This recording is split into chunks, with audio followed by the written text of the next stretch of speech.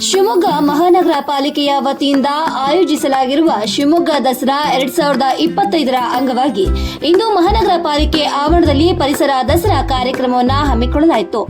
ಈ ವೇಳೆ ಪರಿಸರ ಸಂರಕ್ಷಣೆಯ ಕುರಿತು ಜಾಗೃತಿ ಮೂಡಿಸುವ ಉದ್ದೇಶದಿಂದ ಪರಿಸರ ಸ್ನೇಹಿ ಜೀವನ ಶೈಲಿಯನ್ನ ಪ್ರೋತ್ಸಾಹಿಸುವ ಸಂಕೇತವಾಗಿ ಆಯೋಜಿಸಲಾಗಿದ್ದ ಸೈಕಲ್ ಜಾಥವನ್ನ ಉದ್ಘಾಟಿಸುವುದರ ಮೂಲಕ ಪರಿಸರ ದಸರಾ ಕಾರ್ಯಕ್ರಮಕ್ಕೆ ಶಿವಮೊಗ್ಗ ನಗರ ಶಾಸಕರಾದ ಎಸ್.ಎನ್. ಚನ್ನಬಸಪ್ಪನವರು ವಿದ್ಯುಕ್ತವಾಗಿ ಚಾಲನೆ ನೀಡಿದರು.